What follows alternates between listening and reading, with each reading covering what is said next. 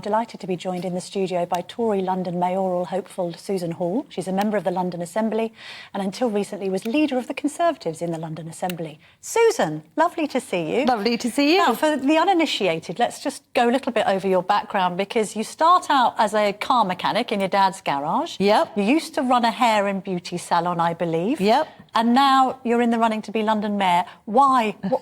Just give us a potted history of your trajectory to this position. I've done lots of different things. I've run a business for well over 30 years, and that would be the hairdressing and the beauty side of things. But when I left school, I went into my father's, he'd died by then, I went into his garage and I just found it fascinating. When I was young, he used to teach me to strip down engines on the lawnmower or whatever. Right. And it wasn't the sort of thing that people did then, but I loved it. I love taking things apart and trying to put them back Do you still again. like to pop the bonnet of a car and get involved? Can you take out a carburettor and all that nonsense? No, not these days. You open the bonnet and you think, oh, my God, I need an electrician, not a mechanic, really. So, no, things have changed drastically over the years, but it was good fun at the time. Well, tell me where you stand on some car-related matters then, because obviously we've got this ban coming apparently on diesels and petrols by 2030. Yep. We've got the spectre of ULEZ in London. Where are you on these sorts of green initiatives? Well, it is a good ambition to do it by 2030. I don't know that we'll get there. As you support the ambition? Yes, we've got to, because we see climate change. We've got to do what we can. Having said that, there's lots of problems along the way. With regard to the ULEZ expansion, Sadiq Khan's own analysis shows that it won't make virtually any difference at all, but it will to hard-working taxpayers in London. It's just nothing but a tax raid on Londoners. I mean, he makes this point, you know, what about air quality? The argument to you, Susan, will be, oh, well, you're just happy to see people die because of pollution in London. You know, you're being a Luddite about the advancements that we need to make, both in, I suppose, electric and hydrogen-fuelled cars, but equally, to bring this index down, you've got to have the ULEZ. Right. First of all, you don't have to have the ULEZ expansion. I'd leave the original ULEZ in place because central London does have an air problem, an air quality problem. But if you look at the policies that Sadiq Khan's putting in now, just take Park Lane and that cycle lane. Yeah. So all that's done is made traffic back up. And that But are you very anti-cycle lane? Because you can't win London if you say you're anti-bicycle. No, I didn't say that, though. I said just take that one as an example. We've got the park next to it. All that one has done is made traffic back up. I read a really interesting statistic the other day that for every minute a car is idling, it could fill up 150 balloons worth of fumes. I mean, this is the criticism of LTNs, low traffic neighbourhoods. Absolutely. That you've got people actually spouting out more pollution because they're going over unnecessary humps, also turning around. We've got electricians and plumbers saying they used to do 10 jobs a day in London. Yep. Now they can only do 4 or 5. What would you do to change that? Well, work with the councils where they are, because lots of the residents, lots of Londoners do not want these. They want them out. But will you say no more LTNs, no more ULEZ expansion? Yeah. What else are you going to ban?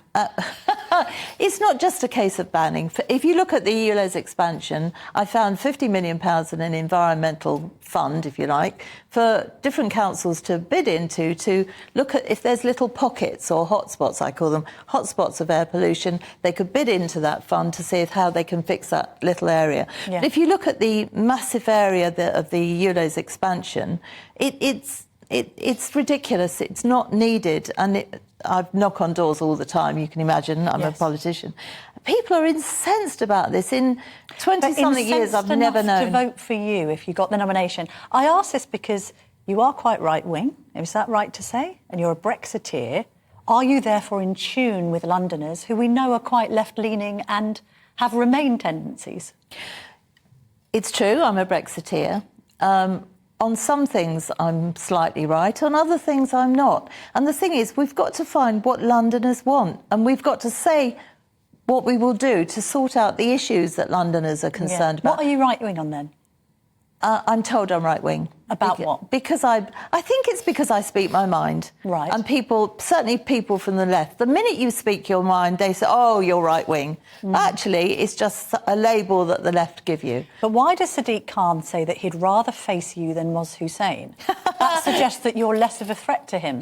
I think it's a double bluff. Because Really? yes, because he knows full well I know all the mistakes he's making. I Yeah. try and bring those out in the Assembly. But the argument from Moz Hussein's side is, look, you know, he's a Muslim and he's a man of colour, and therefore he might have more of an appeal to the BAME community in London than you might as a kind of career Tory politician. Is that a fair assessment? No, because at the end of the day, one of the things I really want to fix is policing in London, and that affects everybody. Yeah. It doesn't matter about your age, your background, what sex you are. How would you do that then, Susan? Right, well, the first day in City Hall as the mayor, I would be talking to Sir Mark Rowley to discuss with him exactly how we're going to get the Metropolitan Police out of special measures. It's absolutely vital.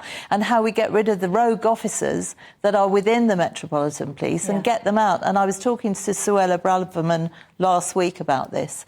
And she Would you like to see more understands stop that. and search in London? Yes, I would. We must get these knives off the streets. We absolutely must. And I was also going to ask, how come you haven't got as many backers as Moz Hussein? He seems to have these big Tory donors, Nick Candy and all the rest of it. Have you got big backers? I see Paul Scully's come out for you today in the Telegraph. Yes, he has. You would have been a rival if he had been selected. Yes, that's right. I mean, have you got enough support to do this, Susan? Can you do this? Yes, Is this do you know a bit what? of a lost cause? No, I'm certainly never a lost cause, Camilla. Absolutely not.